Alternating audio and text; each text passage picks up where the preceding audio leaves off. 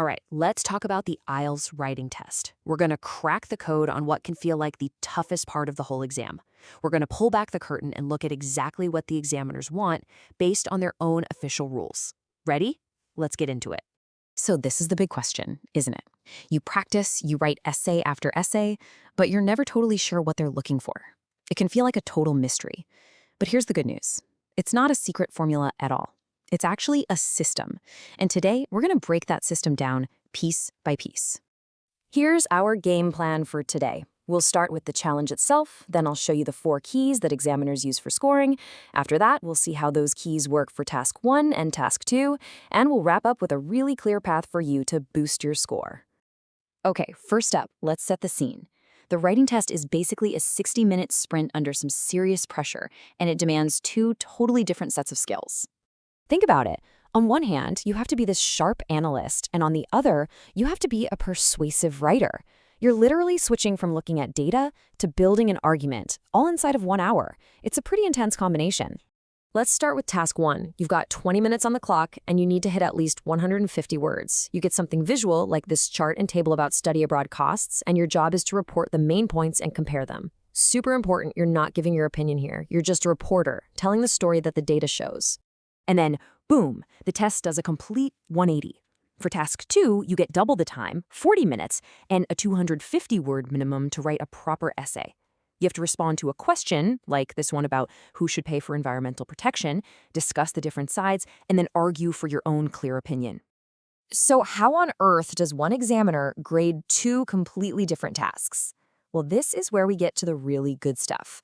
They have an official playbook, the band descriptors, and it's all built around 4 key ideas. And here they are. These are the 4 pillars that your entire score rests on, and they're all weighted equally. Number 1, did you actually answer the question? Number 2, is your writing organized and easy to follow? 3, how good is your vocabulary? And 4, how accurate is your grammar? If you could master these 4 things, you can master the test.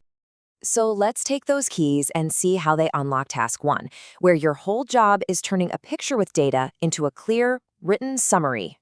Okay, the first criterion for task 1 is called task achievement.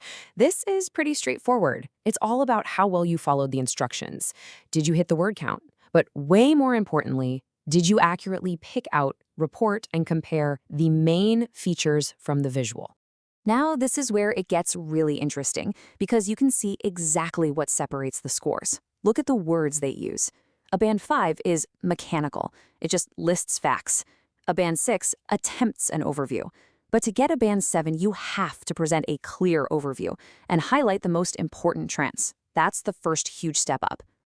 And check this out. This is straight from the horse's mouth. This is the exact wording from the official band 7 descriptor.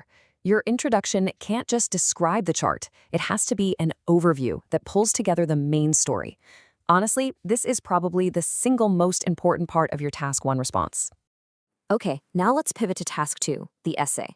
The game changes here. It's not about describing what's in front of you. It's about building a solid argument from your own ideas. So for task 2, the first criterion gets a slightly new name, task response. It's not just about finishing the task, it's about how well you respond to the question. Did you address all parts of it? Do you have a clear opinion? And do you actually back it up? And again, you can see the ladder right here. At band 5, you might have an opinion, but it's not clearly developed. At band 6, your position is there, but maybe your conclusion is a bit wishy-washy. To hit that band 7, you need a clear and developed position that you stick with from the beginning to the end. This is the phrase you want to burn into your brain for task 2. It is not enough to just say what you think. You have to develop it with reasons, with examples, with logic, all the way through your essay. The examiner should never be left guessing where you stand. Right. The next 3 criteria apply to both tasks. Let's start with coherence and cohesion. A band 7 essay flows. The ideas connect logically, like you're walking down a nice, clearly marked path. A band 5, on the other hand, feels choppy and disjointed. The sentences might be okay on their own, but they're not fluently linked, so the path is kind of broken and hard to follow. Next up, lexical resource. In plain English, your vocabulary. And the key word to focus on here is precision. A band 5 uses simple words that are just adequate. They get the job done. Kind of. But a Band 7 uses a much wider range of words that allows for nuance and, most importantly, precision. It's about choosing the perfect word, not just a word. And finally, grammatical range and accuracy. Think of your grammar like a bridge. A Band 7 response is a strong, well-designed bridge. It uses all sorts of sentence structures, including complex ones, to get the meaning across flawlessly. A Band 5 is more like a shaky rope bridge. It's repetitive, the attempts at complex sentences are faulty, and it makes it hard for the reader to get to the other side. So, we've decoded the examiner's playbook. Now, how do you actually use this information to get a better score? Let's map out the journey from a good score to a great one. This slide is basically your action plan. To jump from a 6 to a 7, you've got to level up across the board. For task 1, make that overview crystal clear. For task 2, don't just state your position, develop it with evidence. For cohesion, use linking words so it sounds natural, not like you're just ticking a box. For vocabulary, aim for precision.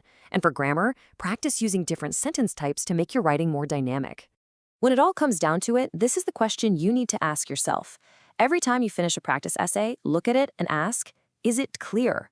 Are my ideas connected? Is my language precise? And is my grammar accurate? Because that's not just a checklist for good writing. That is the official formula for getting a great score on the IELTS.